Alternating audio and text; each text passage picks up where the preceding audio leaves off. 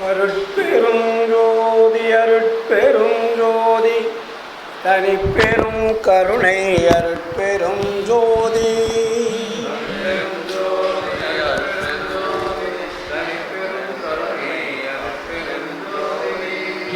நினைந்து நினைந்து உணர்ந்து உணர்ந்து நெகிழ்ந்து நெகிழ்ந்து அன்பே நிறைந்து நிறைந்து ஊற்றெழும் கண்ணீர் அதனால்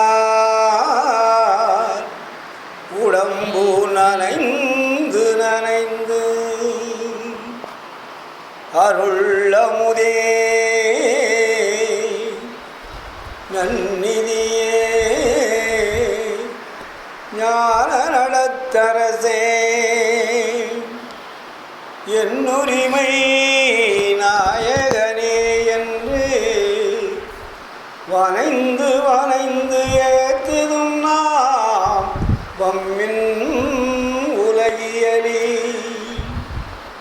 மரணமிலா பெருவாழ்வில் வாழ்ந்திடலாம் கண்டி புனைந்துரையேன் பொய் புகழேன் சத்தியம் சொல்கின்றேன் பொச்சபையில் சிற்சபையில் புகும் தருணம் இதுவே புகும் தருணம் இதுவே புகும் தருணம் இதுவே அருட்பெரும் ஜோதி அருட்பெரும் ஜோதி தனிப்பெரும் கருணை அருட்பெரும் ஜோதி. ஆன்மநேய ஒருமைப்பாட்டு உரிமையுடைய சகோதர சகோதரிகள் அனைவருக்கும் முதற்கம் நன்றி கலந்த வணக்கத்தையும் வாழ்த்துக்களையும் தெரிவித்துக் கொள்கிறேன். கடந்த மாதம் வள்ளலாருடைய மெய்ப்பொருளை பற்றி விளக்கமாக பேசி தெரிந்து கொண்டோம். அன்பர்களும் நிறைய வந்திருந்தார்கள். இன்று உங்களிடத்திலே சில உரையாடல்கள் என்றால் நாமும் பல ஆண்டுகளாக பேசுவதை கேட்டுக்கொண்டே இருக்கிறோம். ஆனால் வாழ்க்கையில் எந்த அளவிற்கு நாம் கடைபிடித்து இருக்கிறோம் என்று பார்க்கின்ற பொழுது அது அவரவர்களுடைய வாழ்க்கை தரத்தை பொறுத்து தான் இருக்கும். நாம் முன்னாடி இருந்ததற்கும் இப்பொழுது வாழ்வதற்கும் என்ன வேறுபாடுகள், என்ன வளர்ச்சி? ஒருவேளை நாம் வள்ளலாருடைய கொள்கைகளை முழுமையாக முடியாவிட்டாலும் கடைபிடிக்க முடியாவிட்டாலும் ஓரளவிற்காவது கடைபிடிக்கிறோமா என்ற ஒரு திருப்தி, இல்லை முழுவதுமாக செவிகளிலே கேட்டு சங்கத்தை விட்டு வெளியே போனவுடன் அதை மறந்துவிட்டு பழைய எப்போதும் போல் செய்கின்ற வேலையை செய்கிறோமா என்பதையெல்லாம் நாம் சிந்திக்க வேண்டும். சத்து விசாரம் என்பது நம்மை கொஞ்சம் மேலே ஏற்றுவதற்கு மாற்றிக்கொள்ளக்கூடிய வாழ்க்கை முறைகள். ஏனென்றால் எல்லோரும் இந்த உலகத்தில் தான் பிறந்திருக்கிறோம்.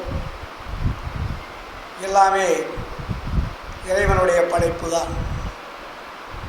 இந்த இறைவனுடைய படைப்பிலே இறைவன் யார் என்பதை நாம் தெரிந்து கொண்டால் மட்டுமே நம்மளுடைய வாழ்க்கை மகிழ்ச்சியாக இருக்கும், உற்சாகமாக இருக்கும். நாம் அதிலிருந்து தடுமாற மாட்டோம். நாம் தடுமாறுவதற்கு அடிப்படை காரணமே கடவுள் யார் என்பதை நாம் முழுமையாக உணராத காரணம்தான். அதை முழுமையாக நம்ம உணர்ந்துட்டோம்னா பிரச்சனைக்கு இடமே கிடையாது. ஏதோ எல்லா சாமியும் கும்பிடுறோம், வள்ளலார் சொன்னதையும் கும்பிடுறோம். அப்படி என்ற ஒரு வாழ்க்கை இருந்தால் அது சுகம் அளிக்காது. அது வேஸ்ட்டு தான் சொல்லலாம் கண்டிப்பாக. ஏன்னா வள்ளலார் அதில் ரொம்ப தீர்க்கமாக இருக்கார். நம்ம இப்போ நிறைய பார்த்திங்கன்னா சன்மார்க்கத்தில் இருக்கக்கூடிய அன்பர்கள் முழுவதுமே ஒரு 10% தவிர 90% எல்லாமே ஆற்றுல ஒரு கால் சேத்துல ஒரு கால் தான் வச்சிட்ருக்காங்க. வடலூருக்கும் வருவாங்க, சபைக்கும் வருவாங்க, ஜோதி தரிசனம் பார்ப்பாங்க, மறுபடியும் அங்கேருந்து எங்கெங்கே போகணுமோ போயிட்டு ஒரு ரவுண்ட் அடிச்சுட்டு அப்புறம் வீட்டுக்கு வருவாங்க. அது எவ்வளோ பெரிய ஒரு அறியாமை என்பது அவர்கள் புரிந்து கொள்ளவில்லை. அதை புரிந்து கொண்டால் அவர்கள் அது மாதிரி தவறுகளை செய்ய மாட்டார்கள். நான் ஒரு 15 ஆண்டுகளுக்கு முன்னாடி கூட சொல்லியிருக்கிறேன், உங்களுடைய வாழ்க்கையில் ஒரு மாற்றம் ஏற்பட வேண்டுமானால், பழையதை விட வேண்டுமானால், நீங்கள் வடலூருக்கு நீங்கள் மற்ற தெய்வங்களை அந்த பழைய பழக்க வழக்கத்தில் இருப்பதால் அங்கெல்லாம் சென்று பார்த்துவிட்டு வடலூர் ஜோதி தரிசனம் பார்த்துவிட்டு நேராக வீட்டுக்கு வந்தால் பலன் கிடைக்கும் ஓரளவுக்கு. ஆனால் வடலூருக்கு ஜோதி தரிசனம் பார்த்துட்டு நீங்கள் மற்ற ஆலய வழிபாட்டுக்கெல்லாம் போயிட்டு நேராக வீட்டுக்கு வந்தீங்கன்னா உங்களுக்கு பூரா ஆப்சண்ட்டு 0 பாயிண்டில் தான் நிற்கும். அதில் ஒரு சுறு துளி கூட உங்களுக்கு லாபம் கிடைக்காது. அதே மாதிரி தான் நம்மளுடைய வழிபாட்டு முறையிலையும் நம்மளுடைய வீட்டில் செய்கின்ற செயல்கள் எல்லாமே அருட்பெருஞ்சோதி ஆண்டவர் தான் உண்மையான கடவுள் என்பது எப்பொழுது உங்கள் மனதில் ஆழமாக பதிகின்றதோ அப்பொழுது தான் நம்மகிட்ட இருக்கக்கூடிய வினைப்பயன்கள் தீரும், துன்பம் அகலும்.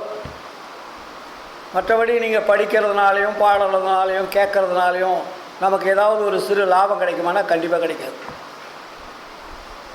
ஏதோ ஜீவகாருண்யம் பண்ணுறோம், அது ஒரு பர்சன்டேஜ் தான்.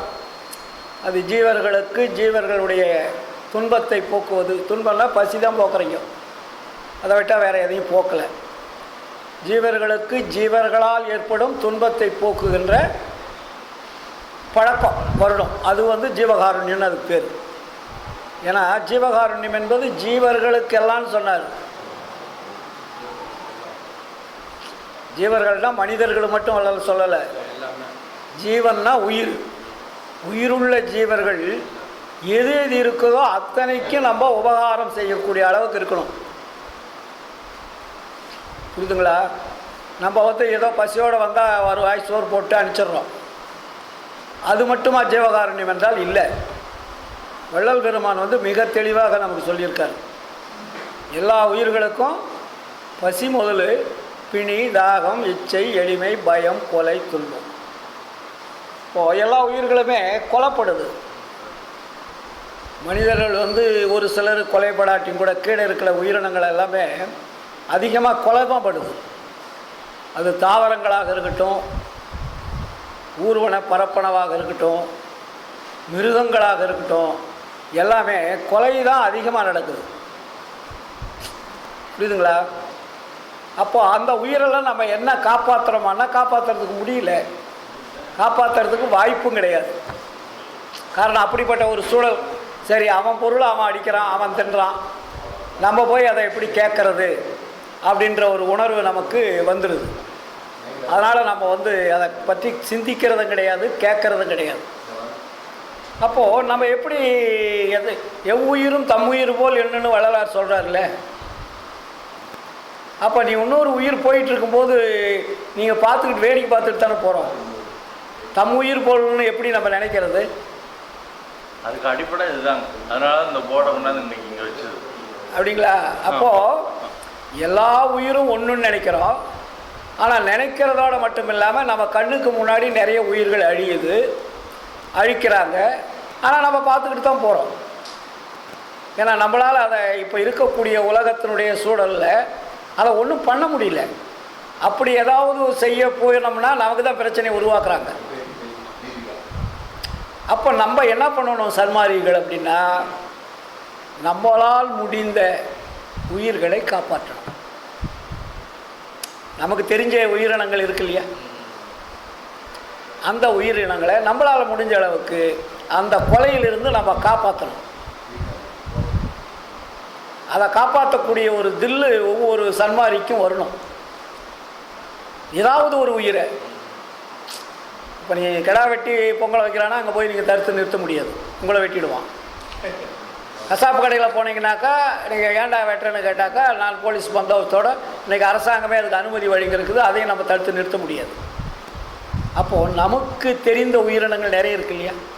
தாவரங்கள் இருக்குது, ஊர்வனை இருக்குது, பரப்பனை இருக்குது, நடப்பனை இருக்குது, நமக்கு தெரிஞ்சது. இப்போ வெளிநாட்டெலாம் பார்த்திங்கன்னா நிறைய குடும்பங்களில் நிறைய நாய்களை நிறைய வளர்த்துறாங்க, பூனைகளை நிறைய வளர்த்துறாங்க, எலிகளை நிறைய வளர்த்துறாங்க. அவங்களுக்கு என்னன்னே தெரியாது. ஆனால் ஒவ்வொரு குடும்பத்துலையும் பார்த்திங்கன்னா நிறைய உயிரினங்களை வளர்த்துறாங்க. நம்மளுக்கு என்ன சாப்பாடு தேவையோ அதே மாதிரி அதுங்களுக்கு கொடுத்து வளர்த்துறாங்க. அவங்க அழிக்கிறதில்ல அதை. இப்போ நம்ம ஆளுங்க வளர்த்துறதெல்லாம் கவர்மெண்ட்டே கொடுக்குது. ஆடு மாடு கோழிலாம் வளர்த்து விற்கிறதுக்காக, அதை பணம் சம்பாதிக்கிறதுக்காக அரசாங்கமே அதுக்கு லோன் கொடுக்குது. அதை இன்றைக்கி அரசியல் ரீதியாக ஓட்டுக்காக அதை இனமாக கொடுக்கறதாக அறிவித்து ஓட்டு வாங்குறாங்க. அது அவங்க வாங்கி என்ன பண்ணுறாங்க, அதை அழிக்கிறாங்க. கோழியாகட்டும் ஆடாகட்டும் வேறு எந்த மிருகமாகட்டும் வாங்கி அவங்க அதை வளர்ந்த உடனே விலைக்கு தான் விற்கிறாங்க, பணத்துக்காக உயிரை கொலை பண்ணுறாங்க. ஆனால் வெளிநாட்டில் தெரியாதவர்கள், வள்ளலாரை புரியாதவர்கள், ஜீவகாருண்யம் என்ன என்பது தெரியாதவர்கள்லாம் சில உயிர்களை அவங்க வளர்க்குறாங்க. அவங்க அடித்து சாப்பிட்றதில்ல, அதை தன்னுடைய குழந்தை போல் பார்க்குறாங்க. அவங்க பெட்லேயே படுக்க வச்சுக்கிறாங்க.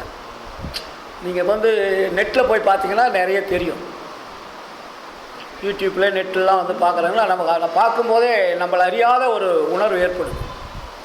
ஒரு உயிரை நம்ம வெளியே தான் நாயை கட்டி வைப்போம்.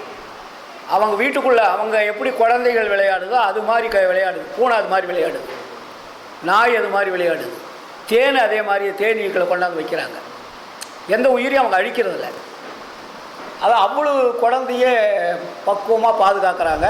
இப்போ நேற்று பார்த்திங்கன்னா ஒரு வீடியோ வந்தது, குரங்கு கொண்டாந்து வீட்டில் வளர்த்துறாங்க. செல்ல பிராணின்னு சொல்லிட்டு வளர்த்தி அந்த குரங்குக்கு எல்லா ப்ராக்டிஸும் அவங்க என்னென்ன செய்கிறாங்களோ அதை பார்க்குது. அது ஒளிஞ்சு பார்க்கும். அப்புறம் குழந்தைக்கிட்ட விளையாடும். மறுபடியும் அவங்க பிரிட்ஜை துடைப்பாங்க, தட்டை எடுப்பாங்க, டேபிளில் வைப்பாங்க. இதெல்லாம் அது கரெக்டாக பார்த்துக்கிட்டே இருந்து அப்படியே கொஞ்சமாக பழகி இவங்க காலையில் டிஃபனுக்கு ஆரம்பித்தாங்கன்னா அதுக்கு அவங்க ஜாடையில் சொன்ன உடனே அதை பிரிட்ஜில் இருந்து என்ன இருக்குது வேணுமோ அதை எடுத்தாந்து வைக்குது. தட்டம் கொண்டாந்து டேபிளில் வைக்குது. தண்ணி எடுத்து அது 2 காலையும் நடந்து அழகாக இருக்குது, தண்ணியை கொண்டாந்து வைக்குது. அப்போ அவங்க வீட்டில் என்னென்ன அவங்க செய்கிறாங்களோ அத்தனையும் அது செய்யுது. வளர்த்துறது மட்டுமல்ல, அதனுடைய குணத்தையே மாற்றி மனிதர்கள் போல் அது செய்யக்கூடிய ஒரு சூழலை அங்கே உருவாக்குறாங்க. அதை பார்க்குறதுக்கு நமக்கு ஆசையாக இருந்தது. குரங்கு மரம் தாவி செல்லக்கூடிய குரங்கை அன்பினால் அரவணைப்பினால் அவர்கள் அதை கொண்டு வீட்டில் வளர்த்தி அதுக்கெல்லாம் பெட்லேயே படுத்துக்குது. மழை ஜலம் வேணுமா அதே மாதிரி அவங்க வச்சுருக்குறாங்க. கக்கூசில் போய் இருந்துட்டு சுத்தமாக பண்ணிட்டு வருது, வீடு கூட்டுது. அவங்க அந்த பெண்கள் என்னென்ன அந்த வீட்டில் செய்கிறாங்களோ அத்தனையும் அது செய்யுது. அப்போ அந்த உயிரினங்கள் நம்ம 6 அறிவு உள்ள மனிதன் உயர்ந்தவன் சொல்கிறோம். ஆனால் அந்த ஒரு 4 கால் உள்ள ஒரு பிராணி நம்மளுடைய பழக்க வழக்கத்தினால் எல்லா வேலையும் செய்யுது. அப்போ அவர் எவ்வளோ பெரிய அற்புதம். இது மாதிரி சின்ன உயிர்களை நம்மால் முடிந்த அளவுக்கு காப்பாற்றலாம் இல்லையா? ஒரு உயிர் ரொம்ப கஷ்டப்படுதா, நமக்கு தெரிஞ்சதா, ஒரு விலை கொடுத்து வாங்கி கூட அது ஏதோ ஒரு இடத்துல யாருக்கும் மனிதனுடைய கைக்கு அகப்படாத ஒரு இடத்துல கொண்டு போய் விட்டு வளர்த்துக்கலாம். இல்லாட்டி விட்டுட்டு கூட வந்துடலாம், தப்பிச்சுக்கோ. நம்ம கண்ணுக்கு முன்னாடி அந்த உயிர் போகுது. ஒரு கோழி எடுத்துங்க, அவன் ஒரு 100 ரூபா கொடுத்து ஒரு 500 200 300 ரூபா கொடுத்து அதனுடைய விலையை கொடுத்து வாங்குறான். இன்னும் கொஞ்சம் நேரத்தில் வெட்ட போகிறாங்க, நமக்கு நல்லா தெரியும். அப்போ நம்ம என்ன பண்ணணும், என்னப்பா அந்த வேலை கோழி சார் நாங்கள் 200 ரூபாய்க்கு வாங்கிட்டோம், சரி இந்த 200 ரூபா வச்சுக்கோ கொடுன்னு சொல்லிட்டு அதை காப்பாற்றினாவே அது ஜீவகாருண்யம். அந்த நேரத்தில் அந்த உயிரை காப்பாற்றுவதற்கு அது தள்ளி போட்டாச்சு உயிரை. அவன் கொஞ்ச நேரத்தில் வெட்ட போகிறான். இப்போ இது மாதிரி செய்யக்கூடியது எல்லாமே ஜீவகாருண்யத்தில் தான் அடங்குது. புரியுதுங்களா? அதனால தான் வள்ளலார் உயிரெல்லாம் ஒரு நீ திருநடம் புரியும் திரு பொது என அறிந்தேன்னாரு. மனிதனுக்கு மட்டும் சொல்லலை, எல்லா உயிர்களிலும் இறைவன் இருக்கிறார். அப்போ அந்த உயிரை கொள்ளும் போது இறைவனை கொள்ளுகிற மாதிரி அது. கொலை என்பது ஒரு கொடூரமான செயல். அது வள்ளலார் ரொம்ப அழுத்தமாக அதை நமக்கு வலியுறுத்துறார். அதனால தான் அதை உயிர் கொலையும் புலைப்புசிப்பும் உடையவரெல்லாம் உறவினத்தார் அல்லர். அங்கே அந்த ஸ்ட்ராங் பண்ணுறார். அவங்க ஆண்டவனை நினைப்பதற்கும் தொழுவதற்கும் அருகதை அற்றவர்கள்ட்டார். அந்த அந்த மனித உருவத்திலே அந்த உறவிலேயே சேர்த்துக்காதீங்க. அப்போ எவ்வளோ பெரிய ஒரு வார்த்தையை அந்த இடத்துல வள்ளல் பெருமான் போடுறார். அதனால தான் நம்ம எந்த உயிராக இருந்தாலும் நம்மால் முடிந்த அளவிற்கு காப்பாற்றக்கூடிய ஒரு செயலில் நம்ம ஈடுபடணும். ஏன்னா வள்ளல் சொல்கிறது பசி கொலை, மற்றதெல்லாம் இருந்தால் தப்பிச்சிடலாம். பிணி வந்தால் கூட அதை தப்பிச்சிடலாம். ஒரு ஆசை வந்துச்சுன்னா கூட அந்த ஆசையை கொஞ்ச நாள் லேட்டாக பொறுத்துக்கலாம் இல்லைங்களா. இச்சைன்னா ஏதாவது பொருள் வாங்கிறதுக்கு கிடைக்கலையேன்னு வருத்தப்படுறது, அச்சம் அது நம்ம கிடைக்குமோ கிடைக்காத என்று அச்சப்படுறது, இதெல்லாம் அந்த ஒவ்வொரு உயிரினங்களுடைய துன்பத்தினுடைய லிஸ்ட்டு. ஆனால் நமக்கு முதல் என்ன சொல்கிறாரு, உயிர் கொலையும் கொலைப்புசிப்பும், பசி கொலை, இந்த ரெண்டை நம்ம காப்பாற்றுறதுக்கு நம்ம தயாராக இருக்கணும். அதை காப்பாற்றினால் மட்டும்தான் நமக்கு இறைவனுடைய அருள் கிடைக்கும். கொலைபாதகம் செய்யவனுக்கு கூட, ஜெயில் தண்டனை விதித்தவனுக்கு கூட அரசாங்கம் அவனுக்கு சோறு போட்டு தான் கொள்ளுது. புரியுதுங்களா. தூக்கு தண்டனைக்கு போகிறேன் நாளைக்கு கொலை குற்றவாளி, அப்போ அவனுக்கு கூட எல்லாப்பா வேணும் சாப்பாடு வயிறு நிறைய போட்டுட்டு தான் கொள்கிறான், பட்னியாக கொலை பண்ணுறதில்ல. அதனால் முதல் பிரச்சனை பசி, ரெண்டாவதான கொலை வருது. அப்போது இந்த பசியும் கொலையும் யார் நிறுத்துகிறார்களோ அவர்கள் சன்மார்க்கத்திற்கு உரியவர்கள்.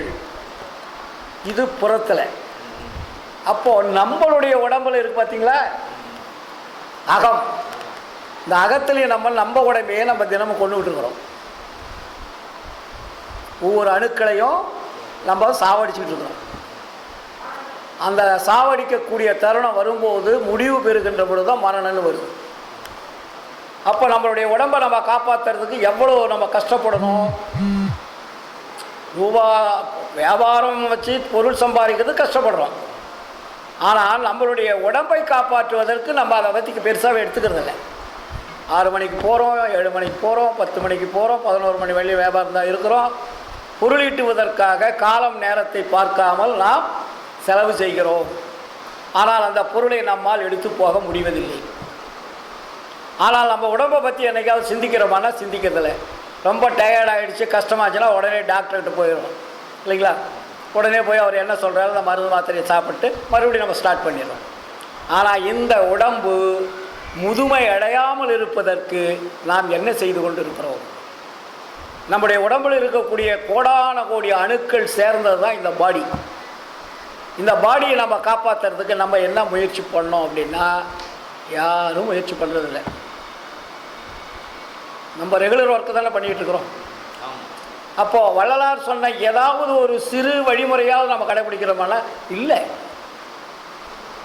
முதல் நம்ம உணவு பழக்கத்தை மாற்றலை. உணவு பழக்கத்தை மாற்றுறதுக்கு உண்டான மூலிகைகளை சொன்னார், அதை சாப்பிட்றதில்ல இல்லைங்களா. இதெல்லாமே நம்ம முடியலைன்னா நமக்கு எப்படி இறைவன் அருளை கொடுப்பாரு, நமக்கு ஒரு பெரிய மரணமில்லா பெருவாழ்வு கிடைக்கும்? சாகாத கல்வின்னு மேடையில் பேசிட்டா போதுமா? மரணமில்லா பெருவாழ்வு என்பது பட்டி தொட்டிகள்லாம் என்ன மாதிரி போய் பேசிட்டா மட்டும் போதுமானா போதாது. நடைமுறைக்கு ஓரளவுக்கு கொண்டு வரணும். அந்த நடைமுறை கொண்டு வருவதில் தான் முக்கியமானது 2. அதில் உயிர்கொலை செய்யக்கூடாது ஃபஸ்ட்டு, பசியோட மக்கள் இருக்கக்கூடாது. இதை 2 நீங்கள் நீக்கிட்டீங்கன்னாவே மற்றதெல்லாம் தானாக வந்துடும். பசியை நீக்கிறவனுக்கு கொலையை நீக்கக்கூடிய தைரியம் வந்துடும்ன்றார். அந்த இயற்கையான பசியை நீக்கக்கூடணும். அது சும்மா பசிக்கிறாரல்ல, இயற்கையிலே அந்த உயிர் மேல் நீங்கள் கருணை வைத்தீர்களானால் கொலை செய்கின்ற பொழுதும் அந்த கருணை உங்களுக்கு வந்துடும். ஆட்டோமேட்டிக் சிஸ்டம் அது. சரி, ஏதோ நம்ம சங்கத்தில் சாப்பாடு போடுறாங்க 20 வருஷமாக, காலையில் ஏதோ ஒரு சந்தாதாரர் கொடுக்குறாங்க, ஒரு 200 பேருக்கு போட்டோமா அப்படின்னு போகிறது ஜீவகாருண்யம் அல்ல. அது உண்மை இரக்கத்தோட, உண்மை தயவோட, உண்மை கருணையோட வரக்கூடிய தெய்வங்கள் என்று நம்பி அவர்களுக்கு அந்த உணவளிக்கணும். வர்றவங்களாம் பரதேசிகள் அல்ல, அவங்க தெய்வங்கள். அந்த தெய்வங்கள் அந்த உடம்புல இருக்குது, உயிராக இருக்குது, ஆன்மாவாக இருக்குது. அப்போ அவங்கள மிரட்டுறது, திட்டுறது, பேசுறது அதெல்லாம் இருக்கக்கூடாது. அன்பினால் அந்த அன்னத்தை நம்ம கொடுக்கணும். இதெல்லாம் சின்ன சின்ன விஷயங்கள். நம்ம நிறைய பெரிய பேச்சு பேசி என்ன பிரயோஜனம்? சின்ன சின்ன விஷயங்களை நம்ம கடைப்பிடிக்கிறதில்ல. நாளைக்கு 200 பேர் வராங்க, காலையில் 150-200 பேர் வராங்க, அவங்கக்கிட்ட அன்பு காட்டணும். அவங்க அன்பு காட்டும்போது, அந்த அன்பா நீங்கள் உபசரிக்கும் போது அவனுடைய ஆன்மா அவங்கள வாழ்த்தும். பரவாயில்லையா? சன்மார்க்க சங்கத்தில் இருக்கிறவங்களாம் தங்கம். அவங்கள மாதிரி யாருமே இப்படி வந்து அன்பாக வந்து நமக்கு உணவு கொடுக்கறதில்ல. எப்போ போனாலும் தயவு அன்பை காட்டி நம்ம மரியாதை கொடுக்க. நம்ம ஒரு பரதேசியாக இருந்தாலும் கூட நமக்கு ஒரு மரியாதை காட்டி அந்த உணவு கொடுக்குறாங்கன்ற உணர்வு அவனுக்கு ஏற்படும். அப்போது அந்த உணர்வு தான் நம்ம ஆன்மாவை சுத்தப்படுத்தும். அந்த வைப்ரேஷன், அவனுடைய எண்ண அலைகள் நம்மளுடைய எண்ண அலைகளில் வந்து கலக்கும். அது கலந்தால்தான் நமக்கு கொஞ்சம் கொஞ்சமாக நம்மகிட்ட இருக்கக்கூடிய அந்த அழுக்கு என்ற திரை கொஞ்சம் கொஞ்சமாக கரையும். இதெல்லாம் சின்ன சின்ன விஷயங்கள். நம்ம இதை விட்டுட்டு பெரிய விஷயத்தை நம்ம பேசி என்ன பிரயோஜனம் இருக்குது? இப்போ வந்து தினம் அசட்டை செய்யாமல் கருசாலையை சாப்பிடுங்கன்னு சொல்கிறார். அந்த வார்த்தையை அவர் யூஸ் பண்ணுறார் இல்லையா? அது அசட்டை செய்யாமல். அசட்டைன்னா அலட்சியம் செய்யாமல். சரி, அப்புறம் சாப்பிட்டுக்கலான்ற எண்ணம் கூட வரக்கூடாதுன்றார். ஏன் அதை சொல்கிறார் அவ்வளோ அழுத்தமாக என்றால், உங்களுடைய உடம்பை பாதுகாக்கக்கூடிய மூலிகை அது. உடம்பை பொன்போல் பாதுகாக்கும் ஆற்றல் உடையதுன்னு எழுதுறாரு. பொண்ணுன்னா என்ன? தங்கம். தங்கத்தை நீங்கள் பாதுகாக்கிற மாதிரி உங்கள் உடம்பு அது பாதுகாக்குன்றாரு. அதை அலட்சியம் செய்யாமல் தினம் தினம் நீங்கள் சாப்பிட்ணும். அதை நம்ம யாராவது கடைப்பிடிக்கிறோமா ரெகுலராக? வெரி குட், ரொம்ப சந்தோஷம், மகிழ்ச்சி. இதெல்லாம் நம்ம கடைப்பிடிக்கணும். அப்போது நம்ம அதை ஏன் அதை சொல்கிறாருன்னா, அந்த மூலிகை தான் உங்களுடைய அணுக்களை பாதுகாக்கும். இந்த அணுக்கள் வந்து சீக்கிரம் வந்து விரயமாகாமல் அதை பாதுகாக்கக்கூடிய அந்த உணர்வுகளை அது உருவாக்கும். அதுக்கு மேல் கொண்டு தான் நம்ம உணவு முறைகளை கொஞ்சம் கொஞ்சமாக மாற்றணும். அப்போ அந்த மூலிகையை நம்ம சாப்பிடும்போது என்ன ஆகுது? நமக்கு பக்குவம் வருது. 2வது மூலிகை என்ன சொல்கிறாரு? தூதுவளை சொல்கிறார். தூதுவளை என்பது என்ன? அறிவை விருத்தி செய்யுன்றார். அறிவை விருத்தி செய்யும். நமக்கு அறிவு கிடையாது, அதனால் அறிவை விருத்தி செய்யணும்னு எழுதுறாரு. உங்களுக்கு அறிவு இல்லைன்னு வளரார் சொல்லலை. அறிவு விருத்தி செய்யணும்னா என்ன அர்த்தம்? உங்களுக்கு அறிவு இல்லை, இதை சாப்பிடுங்க, அது விருத்தி செய்யணும்னு அர்த்தம். புரியுதுங்களா? அப்போ அந்த தூதுவளையும் கருசாலையும் நம்ம இடைவிடாத சாப்பிட்டு பழகணும். அந்த சாப்பிட சாப்பிட நம்ம உடம்பு அதுக்கு ஒத்துக்கும். முதல்ல நம்ம திடீர்னு சாப்பிடும்போது, இப்போ நம்ம நண்பர் ஒருத்தர் அப்படி தான் சாப்பிட சொன்னாருன்னு ஒரு நாளைக்கு இந்த ஆடு மாடு பில்லு மேய்கிற மாதிரி பேஞ்சு ஹீட் ஆகிடுச்சு. ஆத்திரம். அப்படி இருக்கக்கூடாது. கொஞ்சம் கொஞ்சமாக சாப்பிட்டோம்னா நம்ம உடம்புக்கு இன்றைக்கி ஒரு 1/2 ஸ்பூன் சாப்பிட்டோமா எப்படி இருக்குது? சரி, கரெக்டாக இருக்குது, நாளைக்கு அதே பண்ணுங்கள். அப்படி ஒரு வாரம் 1/2 ஸ்பூன் பண்ணுவாங்க. அதுக்கு அடுத்த வாரம் கரெக்டு, இதில் எந்த விதமான சைடு எஃபெக்டோ ஹீட்டோ குளிர்ச்சியோ அதிகம் வரல, நார்மலாக இருக்குன்னா இன்னும் அடுத்த வாரத்துக்கு கொஞ்சம் சேர்த்துக்குங்க. கொஞ்சம் கொஞ்சமாக இதை பழகிட்டு வந்தால் நமக்கு என்ன ஆகும்? உடம்புக்கு தெம்பு வரும். நீங்கள் 1 கிலோ சோறு குழம்பு ரசத்தை தின்றதை விட இதை சாப்பிடுகின்ற பொழுது உங்களுக்கு உடம்புக்கு ஒரு தெம்பு வரும். நரம்பு வந்து நல்ல ஸ்ட்ராங்காக இருக்கும். அதுக்கு மேல் கொண்டு நம்ம என்ன பண்ணணும்? கொஞ்சம் கொஞ்சமாக உணவு முறைகளை மாற்றணும். வள்ளலார் தெளிவாக சொல்கிறார். சோற்றாசையோடு காம சேற்றாசைப்படுவாரை துணிந்து கொள்ள கூற்றாசைப்படுனார். கூற்றுவன்னா என்ன? யமா. நீங்கள் இந்த தினமும் தின்றதை தின்னுக்கிட்டே இருந்தீங்கன்னா யமனுக்கு வந்து சௌகரியமாக போச்சு. உங்களை சர்வசாதாரணமாக வந்து கூட்டிகிட்டு போயிடுவான். நீங்கள் ஒன்றும் அங்கே அதை வந்து தடுத்து நிறுத்த முடியாதுன்ட்டார். புரியுதுங்களா? அதுக்கப்புறம் இன்னொரு இடத்துல என்ன சொல்கிறாரு? ஈரமும் அன்பும் கொண்டு இன்னருள் பெற்றேன், என் மார்க்கம் இரவாத சன்மார்க்கம் தோழி. அடுத்தவர் என்ன சொல்கிறாரு? காரமும் மிகு புளிச்சாரமும் கைப்போடே உப்போடே கசப்போடே கூட்டி ஊரமுது உண்டு நீ ஒழியாதே. அதுக்கு என்ன பேர் வைக்கிறாரு? ஊரமுது உண்டு நீ ஒழியாதே அந்தோ ஆரமுது உண்டு என்னோடு ஆடையடி பந்து அருட்பெருஞ்சோதி கண்டு ஆடையடி பந்துன்றார். அப்போது நீ ஊரமுது என்றால் இது ஏன் ஊரமுதுங்கிறது பேர்? இது மலம் வரும், சிறுநீர் வரும், வேர்வை வரும், அழுக்கு வரும், எல்லாமே வெளியே வந்து அது உங்களை அழிச்சிரும். இந்த 6 சுவை தான் உங்களை அழிப்பது. இப்போ நம்ம எதையோ தியானம் பண்ணுறோம், யோகம் பண்ணுறோம், தபம் பண்ணுறோன்றதெல்லாம் வேலையாகாது. நீங்கள் 3 வேலையை நல்லா மூக்கு பிடி தின்னுட்டிங்கன்னா எந்த தியான யோகம் தான் இருந்தாலும் இன்னும் வேலையாகாது.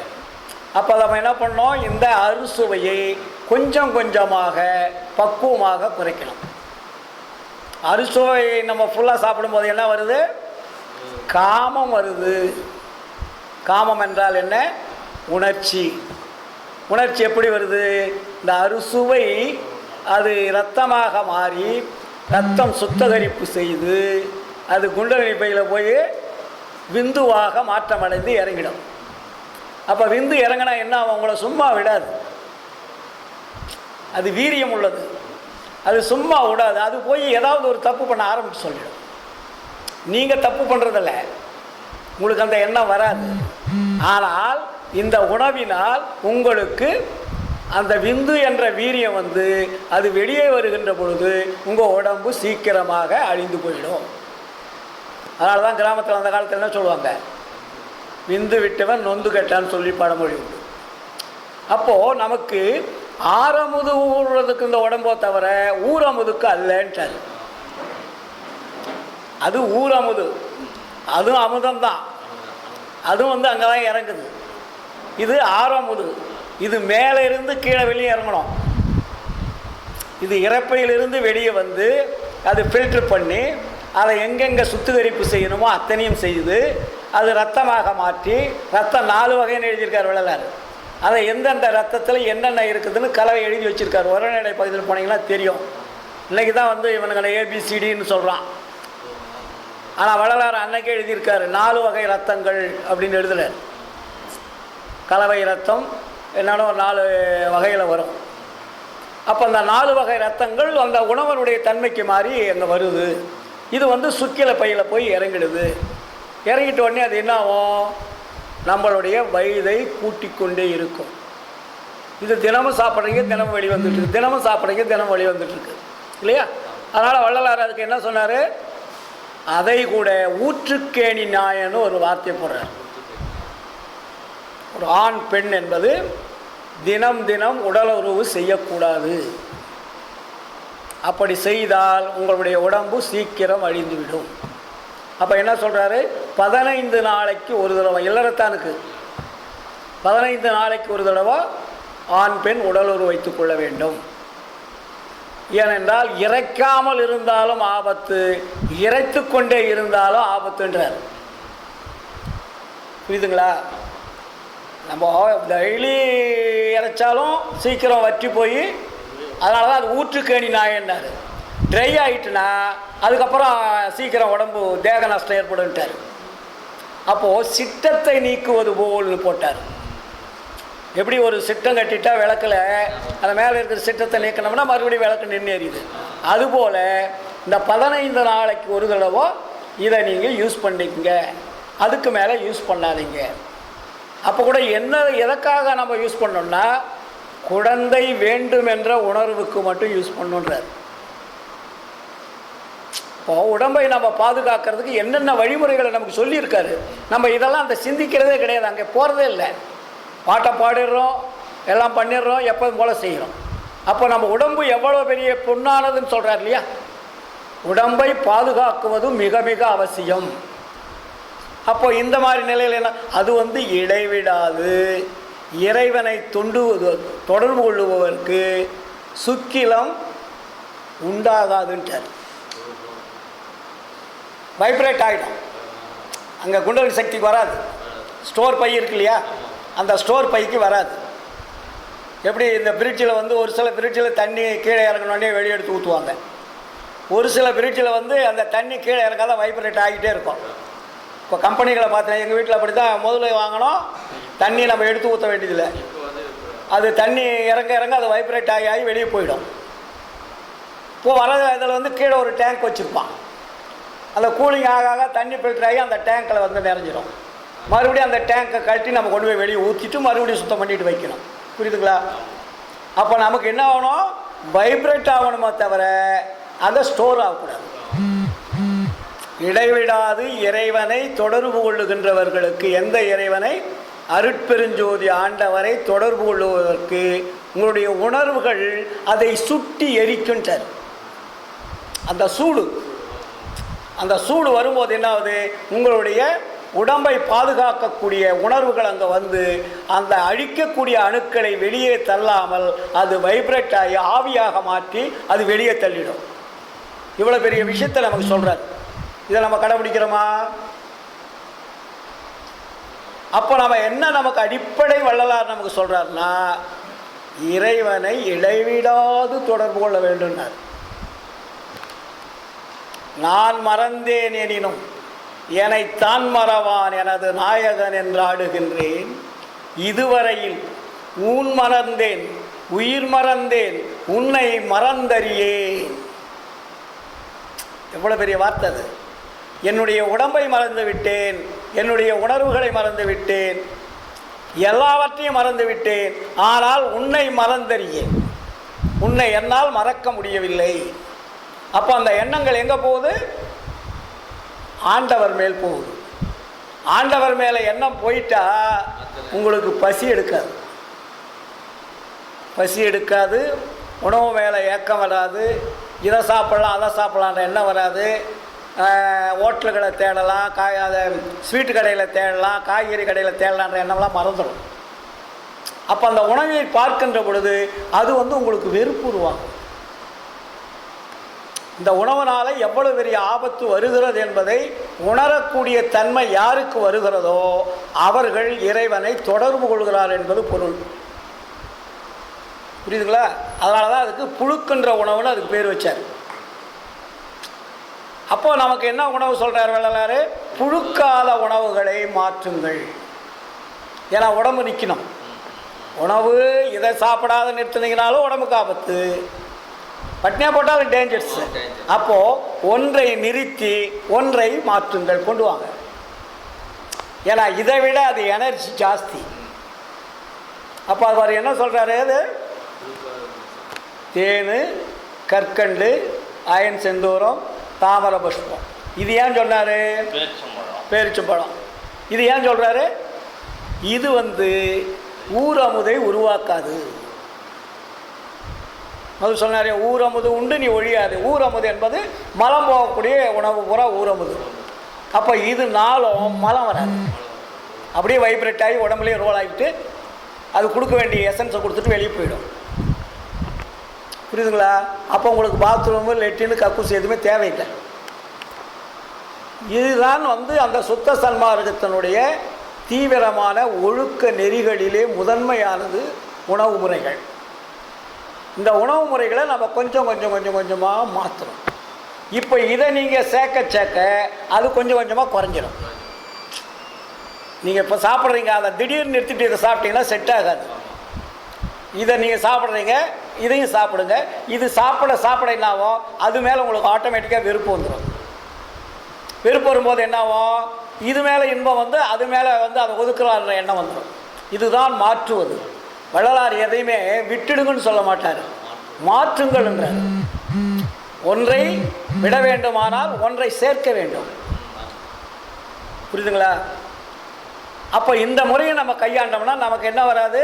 உடம்புக்கு நோய் வராது, ஆபத்து வராது, வயது முதிர்ச்சி அடையாது. என்றே எண்ணினும் இளமையோடு இருக்கக்கூடிய ஒரு ஆற்றல் நமக்கு வந்து கொண்டே இருக்கும். அதனால் வந்து நமக்கு பலம் குறைஞ்சிருன்னு நினைக்காதீங்க. அவ்வளோ பெரிய பலம். தேனில், சர்க்கரையில், அயன் செந்தூரம், தாமர புஷ்பத்தெல்லாம் பலம் ஜாஸ்தி. அந்த நிலையை வந்து நம்ம உணவு முறைகளை மாற்றுவதற்கு பயிற்சி எடுக்கணும். ஆச்சுங்களா? ரெண்டாவது, வழிபாடு ரொம்ப ரொம்ப முக்கியம். இப்போ நம்ம என்ன நினைக்கிறோம் வழிபாட்டில்னா, காலையில் வந்து வழிபாடு பண்ணிட்டோம்னா வேலை முடிஞ்சுது, சாயந்தரம் வந்து விளக்கு பொருத்தி வச்சுட்டோம்னா வேலை முடிஞ்சுது, கடையில் போய் ஒரு பூ படத்துக்கு வச்சுட்டோம்னா வேலை முடிஞ்சுது இல்லையா? இப்படி தான் எல்லா வீட்லேயும் வழிபாடு நடக்குது. சன்மார்க்கியாக இருந்தாலும் சரி, சமயவாதம் யாராக இருந்தாலுமே வழிபாடுன்றது ஒரு குறிப்பிட்ட நேரத்தோடு அது முடிச்சிட்டோம். அது வெள்ளிக்கிழமை செவ்வாய்க்கிழமையாக கொஞ்சம் அதிகமாக செய்வோம். இல்லை மற்ற நாள்களில் கொஞ்சம் சாதாரணமாக விளக்கேற்றி வைப்போம். அது காலையில் வைப்போம், இல்லாட்டி சாயந்தரம் வைப்போம். அப்புறம் மறுபடியும் நம்ம வேலைகளை பார்க்குறோம். விளக்கு வைப்பது என்பது நம்முடைய வீட்டில் இருள் இருக்கக்கூடாது, ஒளியாக இருக்க வேண்டும் என்பதற்கு வீட்டில் விளக்கு. இதுவரையில் நீங்கள் உருவ வழிபாடு செய்து கொண்டு வந்தீர்கள். உருவ வழிபாட்டை மாற்றுவதற்காக ஒளி வழிபாட்டை வள்ளலார் கொண்டு வந்தார். ஒன்றை மாற்றணும் இல்லை, நீங்கள் உருவ வழிபாடு வேண்டாம்னா அப்போ எதை வணங்கணும்னு கேட்பாங்கல்ல. அப்போ அதுக்காக வள்ளலார் என்ன மாட்டார், ஒளி வழிபாடுன்றார். அப்போ ஒளி வழிபாடு என்பது அதுக்கு ஜாதி மதங்கள் கிடையாது. மற்றதுக்கெல்லாம் நீங்கள் ஒரு படத்தை வச்சிங்கன்னா அது மதம் சார்ந்தது, சமயத்தை சார்ந்தது. ஒரு மசூதிக்கு போனீங்கன்னா அது இஸ்லாம் மதத்தை சார்ந்தது. ஒரு சர்ச்சுக்கு போனீங்கன்னா கிறிஸ்துவ மதத்தை சார்ந்தது. இந்துக்கள் கோயிலுக்கு போனீங்கன்னா இந்து மதத்தை சார்ந்தது. வைணவ கோயிலுக்கு போனால் வைணவ சமயத்தை சார்ந்தது. அப்போ எல்லாத்துக்குமே ஒரு ஜாதி சமய மதங்கள்னு வச்சுருக்காங்க இல்லைங்களா? ஆனால் விளக்குக்கு ஏதாவது ஜாதி சமய மதங்கள் இருக்கா? அது எந்த இடத்துல வச்சாலும் வெளிச்சத்தை தான் கொடுக்கும். ரெண்டாவது, அது மேல் நோக்கி தான் எரியும், கீழ் நோக்கி வராது. அது எந்த ஜாதி மதம் என்பது அந்த விளக்குக்கு தெரியாது. யார் வீட்டில் வேணாலும் இருக்கலாம். அதனால் அது பொது வழிபாட்டு முறைன்னு வள்ளலார் கொண்டு வந்தார். அப்போ அதுக்கு பேர் என்ன? பொது வழிபாட்டு முறை. அதுக்கு சாயங்கள் பூசாமல் அவர் வள்ளலார் என்ன பண்ண, சத்திய ஞான ஜோதினர். அதுக்கு சமரச சுத்த சன்மார்க்க சத்திய ஞான சபைன்னு வச்சு அதுக்கு சத்திய ஜோதி நித்திய ஜோதின்றார். அதுக்கு சத்திய ஜோதி, ரெண்டாவது நித்திய ஜோதி. அப்போ நம்ம என்ன பண்ணுறோம்? புறத்தில் தானே வச்சு வழிபாடு பண்ணுறோம். அப்போ உங்கள்கிட்ட என்ன வழிபாடு இருக்குது? நீங்கள் வழிபாடு விளக்கேற்றி வச்சுட்டு கடைக்கு போயிட்டீங்க, அந்த அம்மா இருக்காங்க விளக்கு வச்சுட்டு அவங்க வேலைக்கு போயிடுறாங்கன்னு வச்சுங்க. அப்போ வழிபாடு உங்களுக்கு என்ன அங்கே இருக்குது? அப்போ வள்ளலார் இங்கே என்ன சொல்கிறாரு? அடங்கு நாள் இல்லாது அமர்ந்தானை காண்பதற்கு தொடங்கு நாள் நல்லதன்றோ. கடவுள் அடங்காதவன். அவனை யாரும் அடக்க முடியாது, தடுக்க முடியாது, நிறுத்த முடியாது, நீங்களாக உருவாக்க முடியாது. ஆண்டவர் இல்லை என்றால் இந்த உலகம் இயங்குமா? அண்டங்கள் இயங்குமா? அவர் ஓய்வு எடுக்க முடியுமா? அப்போது அதனால் வள்ளலார் என்ன சொல்கிறார்? அடங்கு நாள் இல்லாது அமர்ந்தானை காண்பதற்கு தொடங்கு நாள் நல்லதன்றோ நெஞ்சே, தொடங்கு நாள் நல்லதன்றோ. நீங்கள் ஜோதி வச்சுட்டீங்க, வேலை முடிஞ்சிருச்சு இல்லைங்களா? அதுக்குன்னு ஒரு நேரம் காலம்னு வச்சுருக்கிறீங்க. ஆனால் கடவுள் நேரங்காலத்தை பார்த்தா என்ன ஆகும்? நான் காலையில் தான் சூரியன் உதிக்கிறத நான் இன்றைக்கி உதிக்க மாட்டேன், 12 மணிக்கு தான் உதிக்கிறேன்னா நீங்கள் என்ன பண்ணுவீங்க? அது நேரங்காலம் பார்க்குதா? அப்போது இறைவன் அடங்காதவன், உங்களுடைய ஆன்மாவும் அடங்காதது. உடம்புல இருக்கக்கூடிய ஆன்மா அது ஏதாவது ஓய்வு எடுக்குதா? அது ஓய்வு எடுத்தால் அந்த உடம்பு என்ன ஆகும்? சவமாயிடும். சிவம் என்பது சென்று விட்டால் சவம் என்பது வந்துவிடும் இல்லையா? அதனால தான் நம்ம சமயத்தில் கூட அன்பே சிவம்னாங்க. அங்கே அது அன்புன்னு பேர் வச்சாங்க. வள்ளலாருங்க என்ன சொல்கிறாரு? அது இடைவிடாது இயங்கிக் கொண்டிருக்கக்கூடிய மெய்ப்பொருள்னார். நம்ம உடம்புல எந்த இடைவிடாது, எப்படி ஆண்டவர் இடைவிடாது செயல்பட்டு கொண்டிருக்கிறாரோ அதே போல் உங்களுடைய உடம்பில் எப்படி தாயினுடைய கருவறையில் அது அமர்ந்து அது தனது வாழ்க்கைக்காக உடம்பை எடுத்து உயிரை எடுத்து வெளியே நீங்கள் செய்யக்கூடிய தவறுகளையெல்லாம் அது பார்த்து கொண்டு சாட்சியாக இருந்து கொண்டு உங்களுக்கு என்னென்ன செய்யணுமோ அத்தனையும் அதுக்கு கூடவே இருந்து செஞ்சு கடைசியில் நீங்கள் அன்ஃபிட்டுன்னு நினச்ச உடனே தான் அது வெளியே போகுது. அது இருக்கும் வீட்டை நீங்கள் அழிக்கின்ற தருணம் வருகின்ற பொழுது தான் அது வெளியே போகுது. புரியுதுங்களா? அப்போ அந்த உயிரையும் உடம்பையும் எப்படி பாதுகாக்க வேணும்? அது பாதுகாத்தா தானே ஆன்மா என்ற அந்த மெய்ப்பொருள் நிற்கும். அப்போ நம்ம என்ன செஞ்சுக்கிட்டு இருக்கிறோம்? ஆன்மாவை நிலைநிறுத்தக்கூடிய தன்மை நம்மிடம் இருக்கிறதா? எல்லாம் ஆன்மா ஆன்மான்னு பேசுகிறீங்க, ஆன்மநேயன்னு பேசுகிறீங்க, ஆன்மீகம் என்று பேசுகிறீங்க. ஆனால் ஆன்மாவை காப்பாற்றும் தகுதி நம்மிடம் இருக்கிறதா என்றால் இல்லை. எவன் ஒருவன் ஆன்மாவை உடம்பை விட்டு வெளியே அனுப்பாமல் இருக்கிறானோ அவன்தான் சன்மார்க்கி. மற்றவெல்லாம் சன்மார்க்கி என்ற லிஸ்ட்லேருந்து வள்ளலார் எடுத்துடுவார். அப்படியே ஆன்மாங்கிறது என்னங்கிறது சொல்லுங்க, அதிகம் வழக்கமா போர்டில் தான் எழுதி. அப்போது ஆன்மா என்றது என்ன? அதுதான் இறைவனுடைய குழந்தை. ஏன்னா அவர் அனுப்பியது தான் ஆன்மா. அவர் அனுப்பிய ஆன்மாவை நம்ம எப்படி பாதுகாக்கணும்? அப்பா கொடுக்குற சொத்தை நம்ம எவ்வளோ பாதுகாக்கிறோம்? அதை அடிச்சுட்டா மறுபடியும் அப்பா கொடுப்பாரா? ஒரு தொழிலுக்கு பணம் கொடுக்குறாரு, அந்த தொழிலில் நஷ்டம் பண்ணுறீங்க, அப்புறம் என்ன ஆகுது? வேறு தொழிலுக்கு போயிடுறீங்க. அப்போ இது நஷ்டம் உடனே வேறு தொழிலுக்கு போயிடுறீங்க. அதே மாதிரி ஆன்மா என்ன பண்ணுது? இந்த உடம்பு நஷ்டம் அடையும் போது இந்த உடம்பை விட்டுட்டு வேற ஒரு வீடு எடுத்துக்குது. அப்போ வீடு இல்லாமல் ஆன்மா வாழுமா என்றால் வாழாது. அப்போ நம்ம சமயவாதிகள் என்ன சொன்னாங்க? பக்தி மார்க்கத்தில் உடம்பை விட்டு ஆன்மா பிரிந்தால் சொர்க்கத்திற்கு சென்றுவிடும், வைகுண்டம் சென்றுவிடும், கைலாயம் சென்றுவிடும். ஏனென்றால் நாமெல்லாம் காசி ராமேஸ்வரம்லாம் போய் வழிபாடு செஞ்சோம், அதனால் இந்த ஆன்மாவானது ஆண்டவர் வந்து சொர்க்கத்துக்கு கூட்டிடுவார்னு அவங்க ஒரு கதை கட்டிட்டு போயிட்டாங்க. ஆனால் வள்ளலார் என்ன பண்ணார்? அவனே, நீ உடம்பை விட்டு வெளியே ஆன்மா சென்றால் மறுபடியும் பிறப்பு உண்டுடான்ட்டார். அது எங்கேயும் போகிறதுக்கு சான்ஸே கிடையாது. உடம்பை விட்டு ஆன்மா வெளியே சென்றால் அது மறுபடியும் வேறொரு வீடு எடுத்து வாழுமே தவிர அது வேறொரு இடத்திற்கு செல்லாது. அப்போ அந்த ஆன்மா என்ற இறைவனுடைய குழந்தையானது ஆன்ம தேகத்தோடு தான் இங்கே வந்தது. இந்த உருவத்தை எடுத்துக்கிட்டு அது வரல. இந்த உலகத்திற்கு வருகின்ற பொழுது ஆன்ம தேகத்தோடு வந்தது. ஆன்ம தேகம் என்றால் என்ன? அது பேர் தான் ஒளி தேகம். அந்த தேகத்தில் வந்த ஆன்மா இங்கு இந்த உலகத்தில் வாழ்வதற்காக அந்த தேகத்தினுடைய வரைபடத்தில் உயிரும் உடம்பும் கொடுக்கப்படுகிறது. புரியுதுங்களா?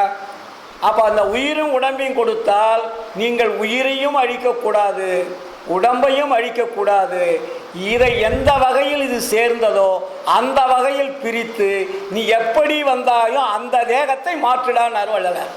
அதுக்கு பேர் தான் ஆன்ம தேகன்னு பேர். புரியுது? அழிக்கவும் கூடாது, ஆனால் உன்னுடைய பழைய தேகத்துக்கு நீ வரணும். இந்த புது தேகம் உனக்கு எப்படி வந்துச்சு? உணவுனால் வந்தது, இந்த உலகத்தினால் வந்தது, பஞ்சபூதங்களால் வந்தது. இந்த பஞ்சபூத தேகத்தை பஞ்சபூதங்களால் உருவாக்கப்பட்ட உணவு என்ற அந்த உணவை நாம் உட்கொண்டுவதால் இந்த தேகம் தடித்து விட்டது.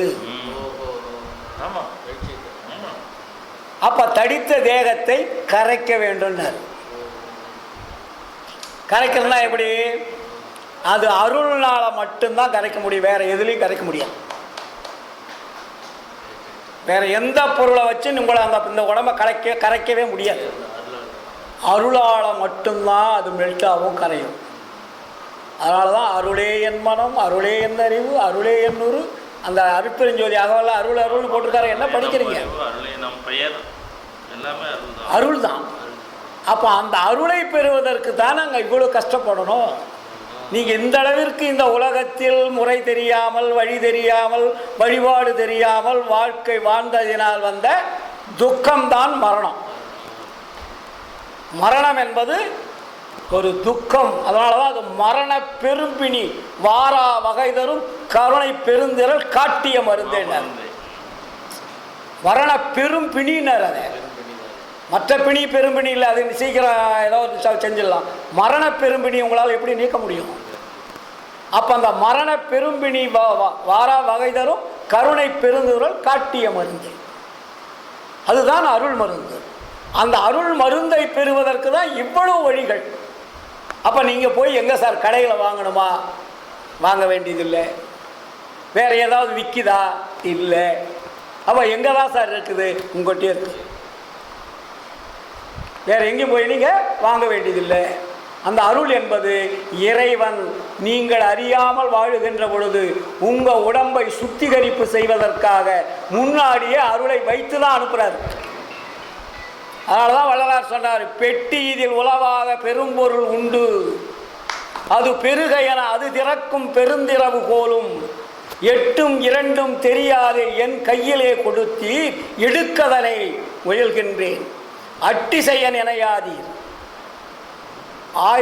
அரைகணத்துக்கு 1000 கோடியாக வட்டியிட்டு நும்மிடத்தே வாங்குவேணும் நாளைன்னாரு. எவ்வளோ பெரிய விஷயம். அப்போ பெட்டி இருக்கு, பூட்டு போட்டிருக்கு, அதுக்கு சாவி வேணும் அப்படின்னு சொல்லிட்டு இந்த சாவி எங்கடா கிடைக்குன்னா வள்ளலார் அங்கே ஜீவகாருண்யத்தில் சொல்லிட்டார்.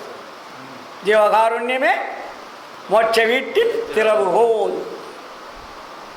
நீ எப்பொழுது அன்பு கருணை தயவு என்ற அந்த மிக்சிங் மெத்தடு, அன்பு வேணும், தயவு வேணும், கருணை வேணும், இந்த 3 மிக்ஸ் ஆகும்போது தான் அருள் என்பது வரும், சாவி கிடைக்கும்.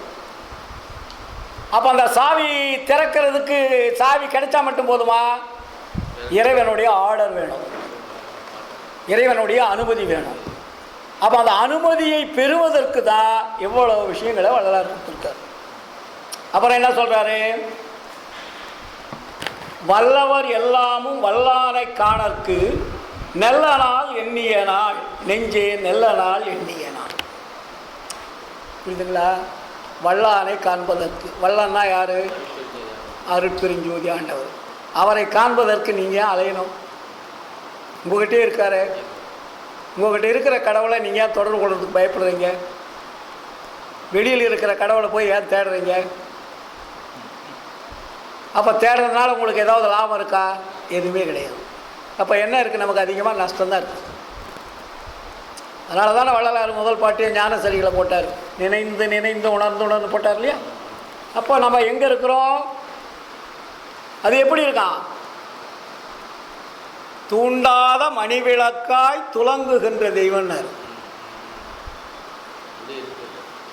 நீங்கள் வைக்கிற விளக்கு தூண்டணும். அது உடம்புக்குள்ள எப்படி இருக்குது?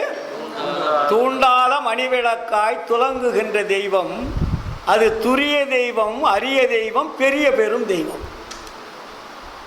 நீங்கள் டெய்லி படிக்கிற பாட்டு தானே, அதில் இருக்கக்கூடிய கருத்துக்களை நம்ம புரிஞ்சிட்டோம்னா விளக்கிடும். அப்போது அது என்ன பண்ணுது பாருங்க, மாண்டாரை எழுப்புகின்ற மருந்தான தெய்வம், மாணிக்க வள்ளியை ஓர் வளத்தில் வைத்த தெய்வம், ஆண்டாரை ஆண்ட தெய்வம், அதுதான் அருஜோதி தெய்வம். புரியுதுங்களா? ஆகமவேதாதிகளாம் அறிவறிதான் தெய்வம். அவங்களுக்கு இந்த தெய்வத்தை பற்றி தெரியாது. யாருக்கு? வேதங்கள், ஆகமங்கள், புராணங்கள், இதிகாசம் பேசி பேசி பேசி நாட்டையும் நாட்டு மக்களையும் கெடுத்த அவர்களுக்கு இந்த அருட்பெருஞ்சோதியை பற்றி தெரியாதுன்றார். பல்லாயிரம் ஆண்டுகளாக இந்த நாட்டை அழித்து கொண்டிருப்பது எது என்றால் வேதங்கள், ஆகமங்கள், புராணங்கள், இதிகாசங்கள். அதனால தான் அடித்து சொல்கிறார் இங்கே வள்ளலாருங்க. என்ன? ஆண்டாரை ஆண்ட தெய்வம், அருஜோதி தெய்வம், ஆகமவேதாதி எல்லாம் அறிவறிதாம் தெய்வம். அப்புறம் என்ன சொல்கிறாரு? தீண்டாத வெளியில் வள தீண்டாத தெய்வம்.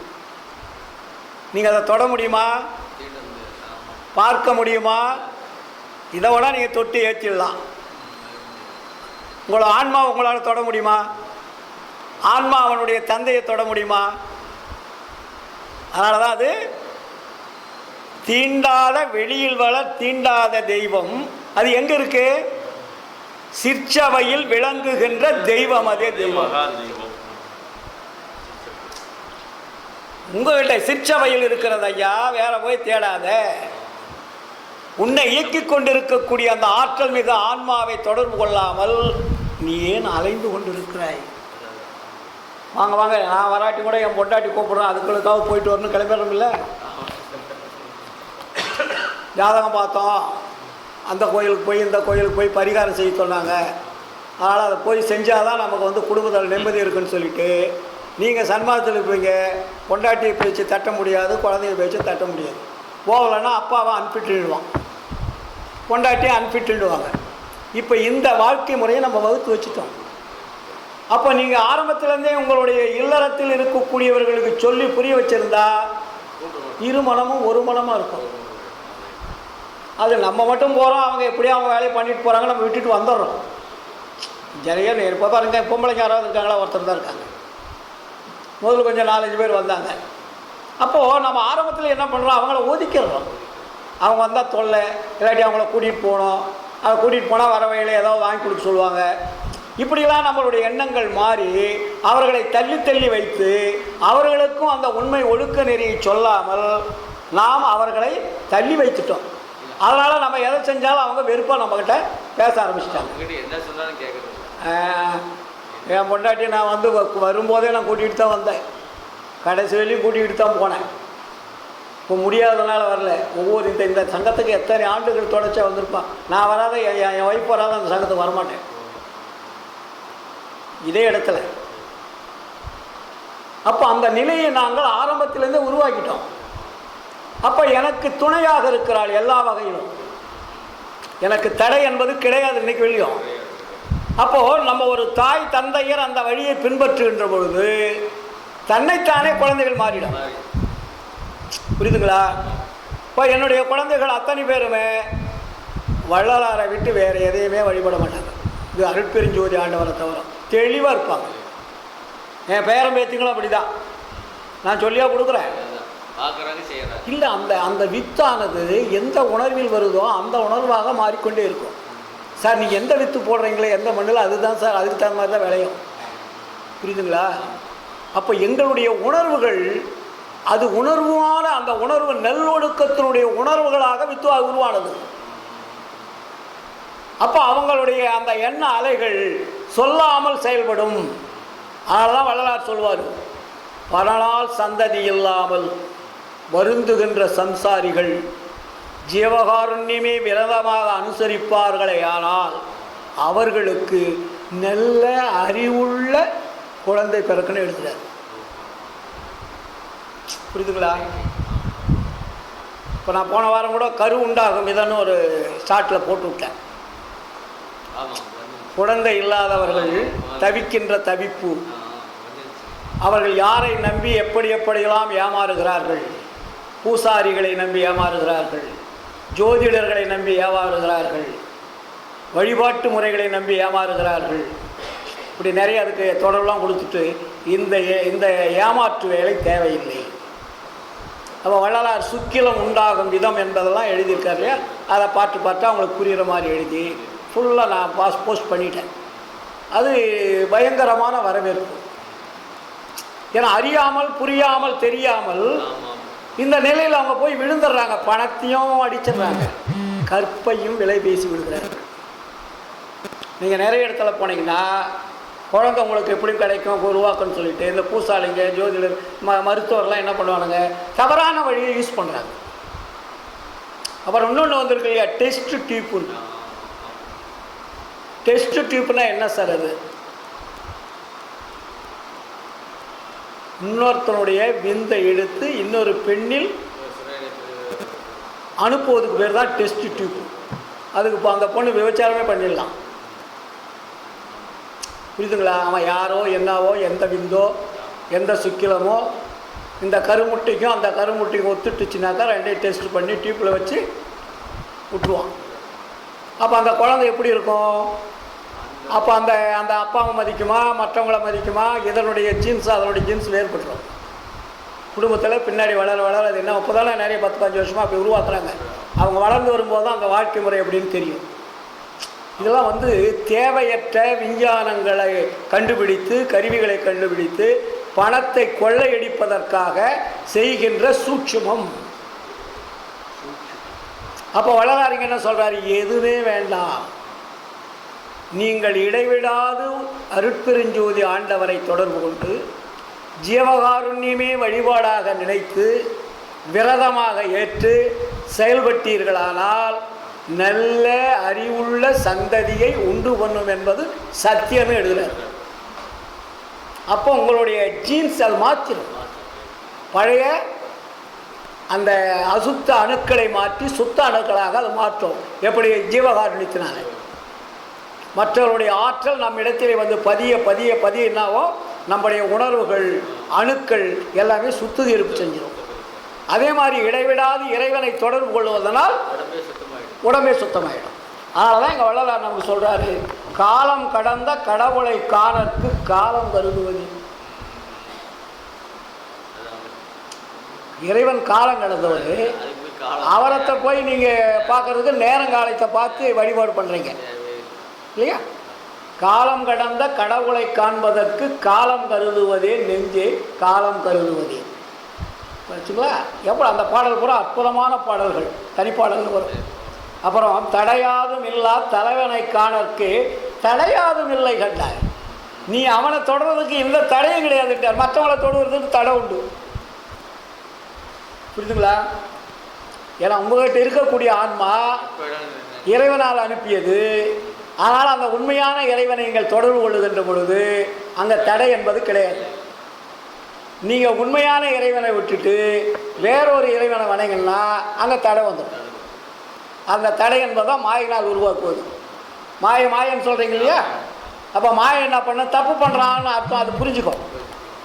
ஏன்னா மாய்க்கு தெரியும் நம்ம என்னென்ன பண்ணுறோம்னு. மாயை என்பது சாத்தான் என்பது சைத்தான் என்பதெல்லாம் ஒன்று தான். அப்போ எத்தனை என்ன பண்ண நீங்கள் செய்கிற தவறுகளுக்கெல்லாம் அதுதான் உங்களுக்கு தண்டனை கொடுக்குறது. அப்போது உண்மையான தெய்வத்தை நீங்கள் தொடர்பு கொண்டால் மாயை உங்கள் விட்டு விலகிவிடும். உங்களுக்கு வரவேற்பு கொடுக்கும், பாதுகாப்பு கொடுக்கும், உங்களுக்கு ஆபத்தை உருவாக்காது. இவ்வளோ பெரிய விஷயங்கள் இருக்குது. அதனால தான் தடையாதும் இல்லா தலைவனை காண்பதற்கு தடையேதும் இல்லை கண்டாய். அங்கே தடை என்பது கிடையாதுன்ட்டார். அதாவது கையுள்ள அமுதத்தை வாயுல அமுதாக்க பையுளானுக்கு என்னையோ நெஞ்சே பையுளானுக்கு என்னையோன்னு சொல்கிறார். அப்போது உன்னுடைய கையில் இருக்குது, அது வாங்கி போகிறதுக்கு எவ்வளோ நேரம் ஆகும்? நீ வேறு இடத்துல போய் வாங்கிட்டு வந்தால் தானே சாப்பிட்றதுக்கு கஷ்டம், நேரம் ஆகும். முன்னாடியே இருக்குது, அதை எடுத்து சாப்பிட்றதுக்கு நீ ஏன் கஷ்டப்படுற? அப்போ உன்னுடைய ஆன்மாவில் அமுதமாக வைக்கப்பட்டு இருக்கிறது, அதை எடுக்கிறதுக்கு நீ ஏன்டா கஷ்டப்படுறன்றாரு. கண்ணுக்கு முன்ன உடம்புக்குள்ளே இருக்குது. நீங்கள் போய் எங்கே விலை கொடுத்து வாங்க வேண்டியதில்லை, வெளியே போய் தேட வேண்டியதில்லை.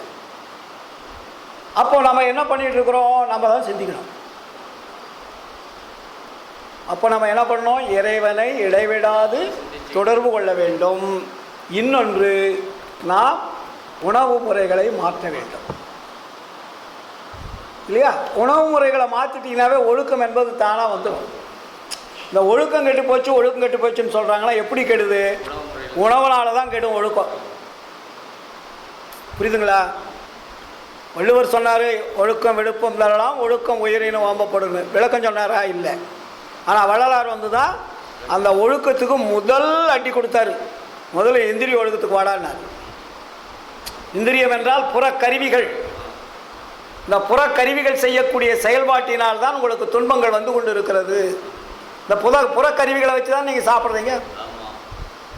அப்போ உணவு முறைகள் எதுலேருந்து கருவி மூலமாக தான் உள்ளே போகுது.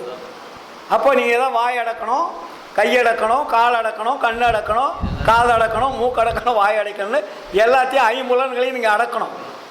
கண்ட்ரோல் பவர் கொண்டு வந்துடணும். அப்போ இந்த புறக்கருவிகளை அடப்பதற்கு எது கருவிகளாக உள்ளே இருக்குது? கரணங்கள் இருக்குது. அதுதான் மனம், புத்தி, சித்தம், அகங்காரம் என்று சொல்லக்கூடிய கருவிகள். அப்போ இந்த கருவிகள் தான் உங்களுக்கு வேலை வாங்குது. புறத்தில் இருக்கக்கூடிய கருவிகளை வேலை வாங்குவது கரணங்கள். அப்போ அந்த கரணங்களும் இந்திரியங்களும் பழக்கத்தினால் செயல்படுகிறது. ஆன்மா சொல்லி செயல்படுறது பழக்கத்தினால். எப்படி? ஒரு குரங்கு சொன்னல, ஒரு குரங்கு வீட்டில் பழக பழக பழக சொல்லி கொடுக்க அந்த பழக்கத்தில் அது செய்யுது, பார்த்து. அதே மாதிரி நம்ம அம்மா அப்பா இந்த உலகம் எதை சொல்லி கொடுத்ததோ அதை தான் செய்கிறோம். புரியுதுங்களா? சொல்லி கொடுக்காத யாருக்குமே தெரியாது சார். அது படிப்பாகட்டும்,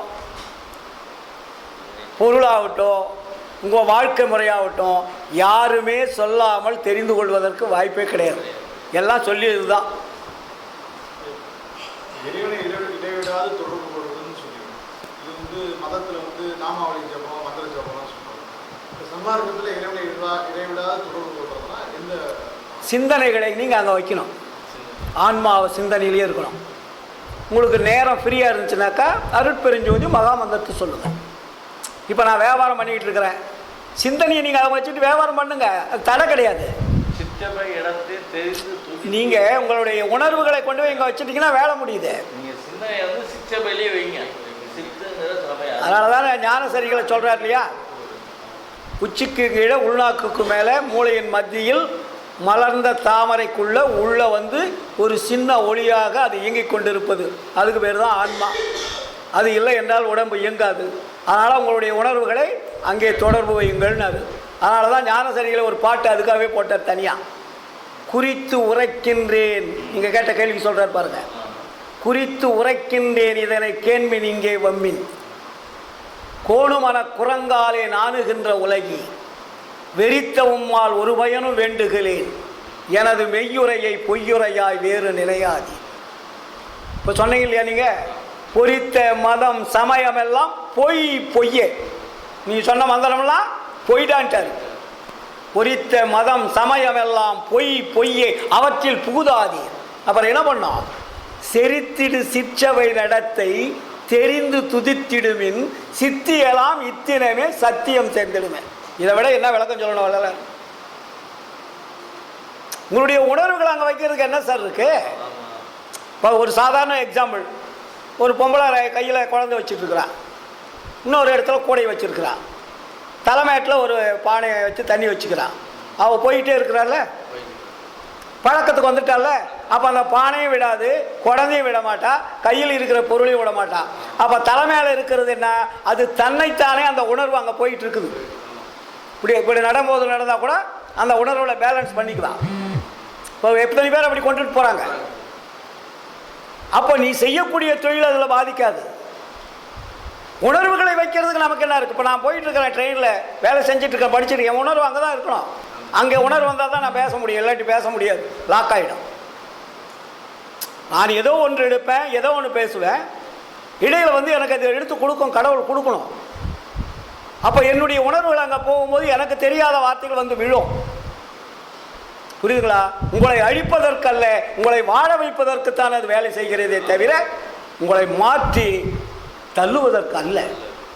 அதனால தான் வள்ளலார் இடைவிடாது சிற்சபையின்கள் மனதை செலுத்திங்கன்னு கரண ஒழுக்கத்தை போட்டார். புரியுதுங்களா? மனதை அலைமோத விடாமல் சிற்சபையின் இழுத்து நினைங்கடான்றார், மழி விடாத. அப்போ மனமான்பது எப்படி குரங்குன்றார், அதை பேய் குரங்குன்றார். அவ்வளவு பெரிய பேய் குரங்கை உங்களுடைய கண்ட்ரோல் கொண்டு வாங்கன்றார்.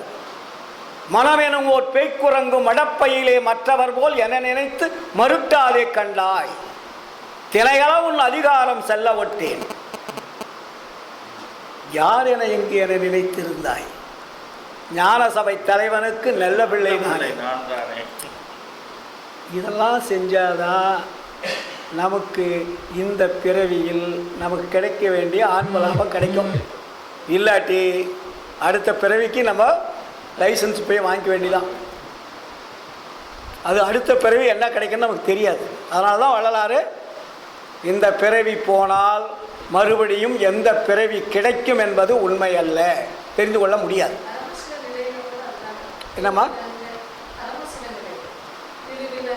ஆமாம், முதல் பாட்டு அதை தானே போட்டார்.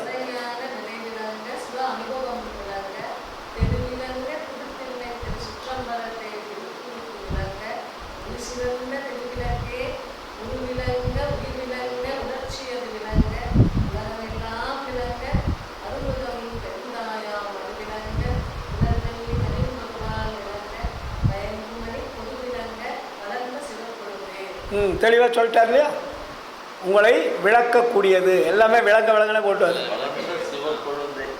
அப்போது உங்களை உள்ளிருந்து உணர்ச்சியது விளங்குன்னு சொல்கிறார்ல, அந்த உணர்ச்சியை நீங்கள் அங்கே அந்த உணர்ச்சியை நீங்கள் வெளியே தள்ளாமல் அங்கே வச்சுட்டிங்கன்னா வேலை முடியும். சார் நம்ம ஒரு உணர்வில் தான் சார் எல்லாமே செய்கிறோம். நீங்கள் வண்டி எடுக்கிறீங்க, வீட்டுக்கு போகணுன்ற உணர்வு வந்தால் தானே போவீங்க. அந்த உணர்வு மாறி கடை வீதிக்கு போயிட்டு போகலன்னா உணர்வு மாறுது. வண்டி எடுத்துருவீங்க, வீட்டுக்கு போகலான்னு எடுத்துட்டீங்க, ஒரு செகண்டில் அந்த கடைக்கு போய் ஒரு பொருள் வாங்கலாமே, அப்போ உணர்வு அங்கே மாற்றுது, மாற்றம் அடையுது. அதான் புத்தி மாற்றுறது. மனம் நினைக்குது, புத்தி மாற்றுகிறது, சித்தம் நிச்சயம் செய்கிறது, அகங்காரம் செயல்படுகிறது. ஒரு செகண்ட் பை செகண்டுக்குள்ள வேலை நடக்கும். புரியுதுங்களா? இதையெல்லாம் நாம் கடைபிடித்தால் மட்டுமே, நாம் பாடுவதாலோ இல்லை வேறு ஏதாவது வகையில் மந்திர ஜாலங்களாகவோ நமக்கு எந்த ஒரு ஆற்றலும் கிடைக்காது. நம்முடைய வாழ்க்கை நம் கையில் இருக்கிறது, நம்முடைய ஒழுக்கம் நம் கையில் இருக்கிறது. நாம் எந்த அளவிற்கு ஒழுக்கத்தோடு வாழுகின்றோமோ அந்த ஒழுக்கம்தான் உயிரையும் காப்பாற்றும், உடம்பையும் காப்பாற்றும். ஒழுக்கம் தவறினால் மரணம் நிச்சயம் என்பதை கூறிக்கொண்டு, இந்த அளவிற்கு நீங்கள் தினமும் நாம் படிப்பதை விட சிந்திக்க வேண்டும்.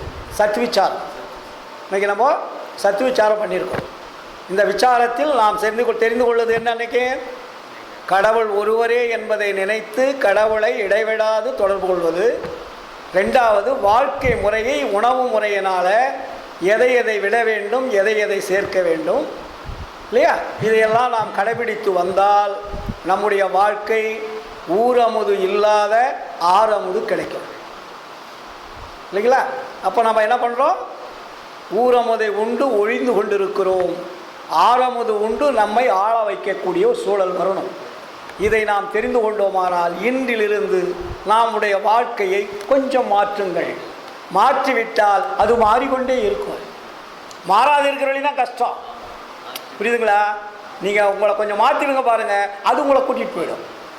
ஆனால் இதுவரையில் அமைதியாக இருந்து இந்த விசாரத்தில் கலந்து கொண்ட அத்தனை அன்புள்ளங்களுக்கும் நீண்ட ஆயுள், நிறைந்த செல்வம், அழியா புகழும் அருளும் கொடுத்து எல்லாம் வல்ல அருட்பெருஞ்சோதி ஆண்டவர் ஆட்கொள்ள வேண்டும் என்று கூறிக்கொண்டு, இந்த வாய்ப்பளித்த ஈரோடு சமரச சுத்த சன்மார்க்க சத்திய சங்க அன்பர்களுக்கு வந்தனம், வணக்கம். வாழ்க வாழ்க, எல்லோரும் நீடு ஒழி வாழ்க, எல்லா உயிர்களும் இன்புற்று வாழ்க. மகாமந்திரத்தை சொல்லுங்கள். அருட்பெரும் ஜோதி அருட்பெரும் ஜோதி தனிப்பெரும் கருணை அருட்பெரும் ஜோதி. அருட்பெரும் ஜோதி அருட்பெரும் ஜோதி தனிப்பெரும் கருணை அருட்பெரும் ஜோதி. அருட்பெரும் ஜோதி அருட்பெரும் ஜோதி தனிப்பெரும் கருணை அருட்பெரும் ஜோதி. இந்த சிறிய உரையை நிறைவு செய்கிறேன். வணக்கம், வாழ்த்துக்கள்.